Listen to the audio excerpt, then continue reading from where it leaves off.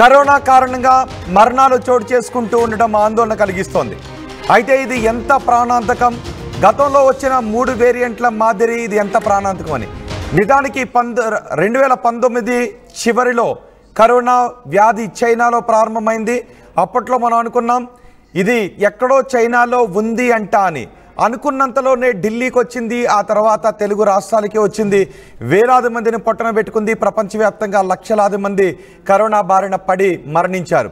నిజానికి కరోనా వస్తూ ఉన్నప్పుడు, కరోనా మహమ్మారి ప్రాణాలు తీస్తూ ఉన్నప్పటి దృశ్యాలు ఒక్కసారి గుర్తు చేసుకుంటే, చనిపోయిన బంధువులను తమ వాళ్ళని కనీసం కళ్ళారా చూసుకోవటానికి కూడా అవకాశం కల్పించని రోజులవి. ఆసుపత్రిలో అడ్మిట్ చేస్తే కనీసం వాళ్ళ దేహం దగ్గరకు వెళ్ళి చూడటానికి కూడా అవకాశం లేని దారుణమైన రోజులవి. సామూహిక ఖననాలు చేసినటువంటి రోజులవి. అలాంటి పరిస్థితి కరోనా అనగానే మనకి ఇప్పుడు గుర్తొస్తూ ఉంటుంది. 2019, 2020, 2021 సంవత్సరాల్లో కరోనా చివరి దశలో ఒక మూడో వేవ్ మాత్రం అంత ప్రమాదకరంగా కాలేదు. కానీ మొదటి 2 వేవ్లు ఎంత మరణ మృదంగాన్ని చేశాయో మనకి ఇప్పటికీ గుర్తుండే ఉంది. మొత్తం ప్రపంచం అంతా కూడా స్తంభించిపోయిన రోజులవి. కనీసం కరోనా వచ్చిన తండ్రి దగ్గరికి బిడ్డ వెళ్ళటానికి లేదు, కరోనా సోకిన బిడ్డను దగ్గరికి తండ్రి వెళ్ళటానికి లేని రోజులవి. అందుకే కరోనా అంటే ప్రపంచం మరోసారి భయపడుతుంది. ఇప్పుడు కరోనా మరోసారి విజృంభిస్తూ ఉండటంతో ఇది ఎటువంటి ప్రభావాన్ని చూపిస్తుంది, ఇది ఎంత ప్రాణాంతకం అనే విషయంపై భయాందోళన వ్యక్తమవుతోంది. అయితే భయపెట్టాలి అని కాదు, నిజానికి కరోనా వచ్చినప్పుడు కొన్ని జాగ్రత్తలు తీసుకోవడమే ముఖ్యం. కరోనా ఎక్కడో చైనాలో ఒక కేసు వచ్చినప్పుడు ఇది భారతదేశానికి ఎప్పుడు రావాలి, ఎక్కడో చైనాలో ఉందంట అనుకుంటూ ఉన్నాం. నిర్లక్ష్యం కారణంగా మొత్తం ప్రపంచం ఎటువంటి దారుణమైన పరిస్థితులు చూసిందో మనం చూసాం. ఇప్పుడు కరోనా వ్యాపిస్తూ ఉంది. ఇది ఎంత ప్రాణాంతకం అన్న దానిపై పరిశోధనలు ఇంకా జరుగుతూనే ఉన్నాయి. కొన్ని వేరియంట్లు వస్తూ ఉన్నాయి. ఇది ఏ వేరియంట్, ఈ వేరియంట్ కారణంగా కరోనా ఎంత ప్రమాదకరం అన్న దానిపై ఇంకా పూర్తి సమాచారం రాలేదు. నిజానికి 3వ వేవ్లో వచ్చిన ఒమైక్రాన్ అప్పట్లో అంత ప్రమాదకరం కాదు, కానీ అది సామూహిక వ్యాక్సిన్ లాగా పనిచేస్తుంది అని వైద్యులు గుర్తించారు. ఒమైక్రాన్ వచ్చిన వాళ్ళందరికీ కూడా అది ఒక రకమైనటువంటి న్యాచురల్ వ్యాక్సిన్గా మారుతుంది అని అందరూ కూడా అని అనుకున్నారు. అది అలాగే ఉంది, పెద్దగా ప్రాణాంతకం కాలేదు. మరి ఇప్పుడు వస్తున్నటువంటి ఈ కరోనా వేరియంట్ ఏ రకమైన వేరియంట్, ఇది కూడా నిజానికి ఒక రకమైన బూస్టర్ డోస్లా పనిచేస్తుందా, లేదంటే ప్రాణాంతకంగా పరిణమిస్తుందా అనే దానిపై పరిశోధనలు జరుగుతున్నాయి. కాబట్టి వైద్యుల నుంచి పూర్తి సమాచారం వచ్చే లోపు, ఇది ప్రాణాంతకం కాదు అని వైద్యులు పూర్తి భరోసా కల్పించే లోపు మనం మాత్రం జాగ్రత్తగా ఉండాలి. 2019లోనే కదా, మొన్నే మన కళ్ళ ముందే మనం చూసాం ప్రపంచం ఎంత సంక్షోభాన్ని ఎదుర్కొందో. మొత్తం ప్రపంచం అంతా కూడా లాక్డౌన్లోకి వెళ్ళిపోయింది. ఇంట్లో నుంచి బయటకు రాలేని పరిస్థితి. కనీసం కన్నవాళ్ళు, తల్లిదండ్రులు లేదంటే కన్నబిడ్డలో కరోనా బారిన పడితే కనీసం వాళ్ళ దగ్గరకు వెళ్ళలేని పరిస్థితి. భర్త దగ్గరకు భార్య వెళ్ళి కనీసం ఆ కరోనాతో బాధపడుతున్న భార్యకో భర్తకో సేవ చేయలేనటువంటి దారుణమైన పరిస్థితులను మనం చూసాం. అందుకే దీని గురించి ఎంతగా మాట్లాడుకోవాల్సి వస్తుంది. ఇప్పుడు కరోనా విజృంభిస్తుంది. కేరళ, మహారాష్ట్రలో ఎక్కువగా ఈ కేసులు విజృంభిస్తున్నాయి. కేరళ, మహారాష్ట్రలో ఈ కేసులు ఎక్కువగా విజృంభిస్తున్న నేపథ్యంలో మన పక్క రాష్ట్రాలే కాబట్టి కొంత ఆందోళన కలుగుతుంది. ఈ కరోనా కారణంగా ఇప్పటి వరకు 7 మృతి చెందారు అనే వివరాలు కొంత భయాందోళనకు గురి చేస్తున్నాయి. కరోనా కారణంగా మరణాలు చోటు చేసుకుంటూ ఉండటంతో ఇది ఎంత ప్రమాదకారిగా పరిణమిస్తుంది, ఎంత ప్రమాదకరంగా మారబోతోంది అనే విషయంపైనే ఆందోళన వ్యక్తమవుతుంది. ఇప్పటికే పాజిటివ్ కేసుల సంఖ్య 1000 దాటింది. టెస్ట్ల సంఖ్యను కూడా పెంచుతూ ఉన్నారు. ప్రాథమిక ఆరోగ్య కేంద్రాల్లో టెస్ట్లకు కావాల్సిన ఇన్ఫ్రాను కూడా అక్కడ ఏర్పాటు చేస్తున్నారు. కేంద్ర రాష్ట్ర ప్రభుత్వాలు ఇప్పటికే అలర్ట్ అయ్యాయి. తెలుగు రాష్ట్రాల్లో 3కి ఈ కరోనా వైరస్ ఇప్పటివరకు సోకినట్టుగా తెలుస్తోంది. ముఖ్యంగా కేరళ, మహారాష్ట్ర. అప్పట్లో కూడా మనం చూసాం, ఢిల్లీలో తొలుతగా ఈ కేసులు నమోదయ్యాయి భారతదేశంలో. ఆ తర్వాత కేరళలో ఈ కేసులు ఎక్కువగా విజృంభించాయి. ఆ తర్వాత మహారాష్ట్రలో కూడా ఈ కేసులు ఎక్కువగా ప్రభావాన్ని చూపించాయి. ఇప్పుడు కూడా కేరళ, మహారాష్ట్రలో కరోనా కేసులు ఎక్కువగా బయటకు వస్తున్నాయి. కేరళలో ఎన్ని కేసులు ఉన్నాయో తెలుసా? కేరళలో ఏకంగా 430 కేసులు ఉన్నాయి. మహారాష్ట్రలో ఎన్ని కేసులు ఉన్నాయని నేను చెప్తున్నాను. మహారాష్ట్రలో 209 కేసులు ఉన్నాయి. ఢిల్లీలో 104 కేసులు ఉన్నాయి. గుజరాత్లో 83 కేసులు నమోదయ్యాయి. కర్ణాటకలో 57 మందికి పాజిటివ్గా తేలింది. వారం నుంచి కూడా ఇప్పుడు కరోనా కేసులు పెరుగుతూ ఉన్నాయి. 7 మంది కరోనా కేసుల కారణంగా చనిపోవడంతో ఇప్పుడు ప్రజల్లో భయాందోళన వ్యక్తమవుతోంది. అయితే ప్యానిక్కి మాత్రం గురి కావద్దు. నిజానికి కరోనా పట్ల జాగ్రత్తగా ఉండాలి. మనం ఒక పెద్ద మారణ హోమాన్ని, కరోనా ముగించిన మారణ హోమాన్ని మన కళ్ళ ముందే మనం చూసాం. 2019, 20, 21, 22లో ఈ కరోనా మహమ్మారి ప్రపంచవ్యాప్తంగా లక్షలాది మందిని ఎలా పొట్టన పెట్టుకుందో మనం చూసాం. కాబట్టి ఈ వేరియంట్ ఎలాంటిదో మనకు తెలియదు. కాబట్టి మన బాడీ ఈ కరోనా వైరస్ని ఎంత తట్టుకోగలుగుతుందో మనకి ఇంకా తెలియదు. కాబట్టి ఇంకా మనలో ఎంత ఇమ్యూనిటీ ఉందో తెలియదు. కాబట్టి మనం జాగ్రత్తగా ఉండటం బెటర్. అందుకే మిమ్మల్ని అలర్ట్ చేయడానికి మాత్రమే ఈ న్యూస్ని ఇంత గట్టిగా చెప్పాల్సి వస్తుంది, ఇంత స్ట్రాంగ్గా చెప్పాల్సి వస్తుంది.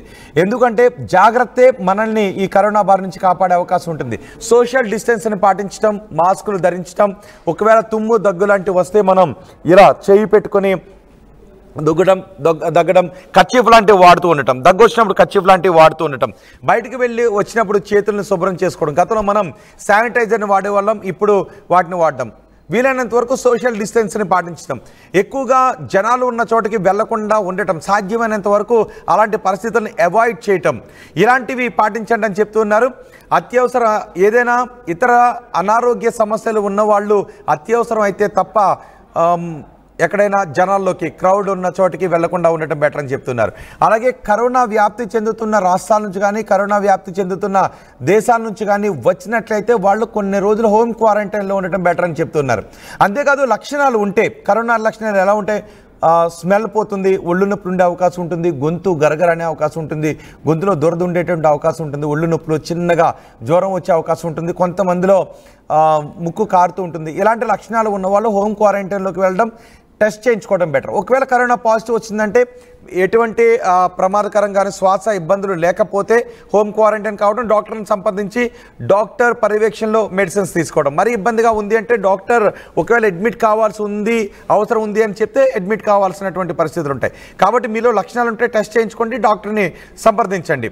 అండ్ నిర్లక్ష్యంగా మాత్రం ఉండొద్దు, ఎందుకంటే ఇప్పటికే వైద్యులు పరిశోధన చేస్తున్నారు. ICMR కూడా ఈ కరోనా వ్యాధి, ఇప్పుడు సోకుతున్నటువంటి కరోనా వ్యాధి ఎంత ప్రమాదకరం అన్న దానిపై పరిశోధనలు చేస్తుంది. సో డాక్టర్ల దగ్గర నుంచి పూర్తి సమాచారం, పర్వాలేదు అనే సమాచారం వచ్చేంత వరకు అందరూ కూడా జాగ్రత్తగా ఉండటం బెటర్. ఎందుకు అంటే ఇంతవరకు ఈ కరోనా కారణంగా 7 చనిపోయారు. అందుకే RTV మీకు అవగాహన కల్పించడానికి RTV ప్రతినిధి గాంధీ హాస్పిటల్ డాక్టర్ దగ్గరికి వెళ్ళారు. ఈ కరోనాకు సంబంధించిన సమాచారాన్ని ఎప్పటికప్పుడు మీకు అందిస్తూ మిమ్మల్ని అలర్ట్ చేస్తుంది. భయపడమని కాదు, జాగ్రత్తలు తీసుకోండి. ప్యానిక్కి గురి కావద్దు, కానీ జాగ్రత్తలు తీసుకోండి. ఆందోళన, గాబరా పడద్దు, కానీ జాగ్రత్తలు తీసుకోండి. ఈ విషయాన్ని మీకు చెప్పడానికి, అంటే ఎందుకంటే ఆందోళన పడితే దాని ప్రభావం మళ్ళీ మన ఆరోగ్యం పై పడే ప్రభావం ఉంటుంది. ఒకవేళ స్మెల్ రావట్లేదు అంటాము, నాకు కరోనా సోకిందేమో ఆందోళన పడి ఆందోళన కారణంగా ఇతరత్ర అనారోగ్య సమస్యలు వచ్చే అవకాశం ఉంటుంది. కరోనా వచ్చినా ఏమీ కాదు. కరోనా వచ్చి తగ్గిన వాళ్ళు అందరూ ఉన్నారు. ఇప్పటివరకు అందరికీ కూడా ఇంచుమించు థర్డ్ వేవ్లో కరోనా అందరికీ సోకిందని కూడా చెప్తున్నారు. మనం డోసులు కూడా తీసుకున్నాం. కానీ ఎందుకైనా బెటర్, కరోనా వ్యాప్తి చెందుతూ ఉంది కాబట్టి మీరు జాగ్రత్తలు తీసుకోండి. కానీ ఆందోళన పడటం, గాబరా పడటం, ప్యానిక్ గురి కావడం లాంటివి మాత్రం చేయొద్దు. కరోనా లక్షణాలు కనబడితే డాక్టర్ దగ్గరికి వెళ్ళండి, ఏమీ కాదు.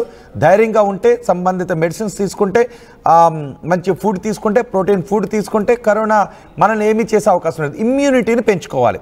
ఇమ్యూనిటీని పెంచుకోవడానికి ఏం చేయాలంటే ఖచ్చితంగా మనం రోజు కాసేపు ఎండలో ఉండాలి, కొంచెం వ్యాయామం చేయాలి, ఇలాంటి పద్ధతులు మనం పాటించాలి. వైటమిన్ సిని మనం తీసుకుంటూ ఉండాలి. మంచి ఆహారపు అలవాట్లు ఉంటే కరోనా మిమ్మల్ని ఏమీ చేయదు. ఈ విషయం గత కరోనా అన్ని వేవుల్లోనూ కూడా రూఢైంది. ఇప్పటికీ అసలు కరోనా రాలేదు అనే వాళ్ళు కూడా ఉన్నారు. చాలా ఎక్కువ మంది కరోనా వచ్చింది, నాకు అసలు కరోనా రాలేదు అనే వాళ్ళు కూడా ఉన్నారు. కానీ కరోనా వ్యాప్తి చెంది కుటుంబ సభ్యులను కోల్పోయి వాళ్ళ గుర్తులు, జ్ఞాపకాలతో వాళ్ళని తలుచుకుంటూ ఉన్న బిడ్డలు ఉన్నారు, తల్లులు ఉన్నారు, భర్తలు ఉన్నారు, భార్యలు ఉన్నారు, వీళ్ళందరూ కూడా ఉన్నారు. అందుకే ఈ కరోనా వ్యాప్తి చెందుతోంది కాబట్టి మీరు అలర్ట్గా ఉండండి. భయపెట్టాలని కాదు, భయానికి గురి కావద్దు అనే చెప్తున్నాం.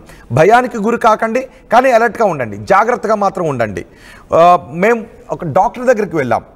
కరోనా వ్యాప్తి చెందుతూ ఉంది కాబట్టి ఇది ఎంత ప్రాణాంతకమని మీకు తెలియచెప్పడానికి మేము గాంధీ ఆసుపత్రి డాక్టర్తో మాట్లాడాం.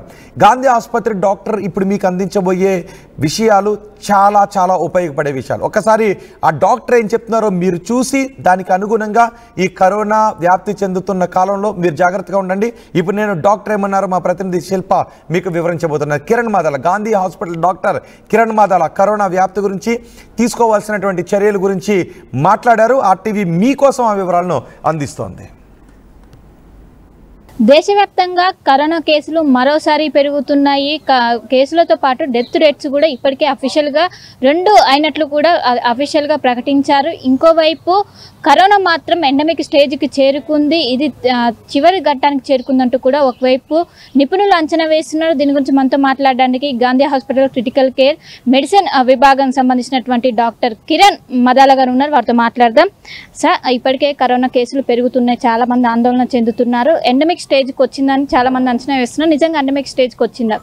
అయితే మీరు చూసినట్లయితే నేను ఆల్మోస్ట్ 2020 ఏదైతే మార్చి మొదటి కేసు మనకి ఇండియాలో మొదలైంది, అప్పటి నుంచి ఇది ఆల్మోస్ట్ 25 మేలో మనం ఉన్నాం. ఇప్పటి వరకు జరిగే ప్రతి వేరియంట్ని కూడా నేను విశ్లేషిస్తూ ఉంటాను.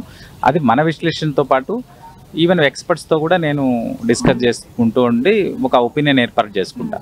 అయితే నాకు ఆల్మోస్ట్ ప్రతి వేరియంట్ మీద నాకు అవగాహన ఉండడంతో నేను గత 10 రోజులుగా కేసులు పెరుగుతున్నాయని మీలాగానే నేను కూడా తెలుసుకొని అసలు నిజమెంత అబద్ధం ఎంత అని మనం సింగపూర్ నివేదికలు కానీ, తర్వాత ప్రపంచ ఆరోగ్య సంస్థ, మన ఇండియాకి సంబంధించినటువంటి ఇన్సాకాగ్ రిపోర్ట్స్ అన్నీ చూసినప్పుడు ఇప్పుడు ప్రజెంట్ సింగపూర్లో కేసులు పెరుగుతున్నమాట వాస్తవమే.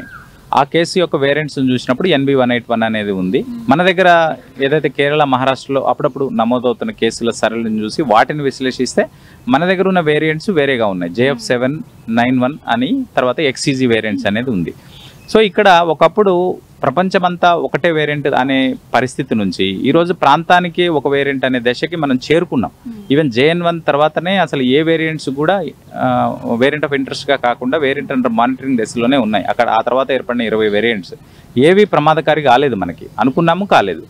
సో దీన్ని బట్టి ఏంటంటే ఒక ప్రాంతానికే పరిమితమైన వేరియంట్స్ ఉన్నాయి అన్నప్పుడు డెఫినెట్గా దాన్ని ఎపిడమిక్, మనకి పాండమిక్ మొత్తం సివియర్ దశ, తర్వాత ఎపిడమిక్, తర్వాత మనం ఒక ఎండమిక్ దశలోకి వచ్చినట్టు కూడా చెప్పొచ్చు ఈ సరళి. అంటే గతంలో డెల్టా వేరియంట్ చూసినాం, దాని వ్యాప్తి ఎక్కువగా ఉంది, సివియారిటీ కూడా ఎక్కువ ఉంది. ఇప్పుడు ఉన్నటువంటి వేరియంట్కి ఏం డిఫరెన్స్ ఉంది, దీని వ్యాప్తి ఏ విధంగా ఉంది? అయితే మేడం, ఇప్పుడు మీరు అన్నట్టు మనకు వేరియంట్ ఆఫ్ కన్సర్న్స్ అని కొన్ని ఉంటాయి. ఏదైతే కరోనా వేరియంట్ని 3 రకాలుగా విభజించారు. ఒకటి వేరియంట్ ఆఫ్ కన్సర్న్, దానికంటే తక్కువ దశ వేరియంట్ ఆఫ్ ఇంట్రెస్ట్, దానికంటే తక్కువ దశ వేరియంట్ అండర్ మానిటరింగ్. అంటే మానిటరింగ్లో ఉంటుంది, అది థ్రెట్ అనుకుంటేనేమో థ్రెట్ పైకి పోతా ఉంటుంది. అసలైన తొలి వెలుగు. ఫాలో వాట్సాప్ @తొలి వెలుగు అఫీషియల్.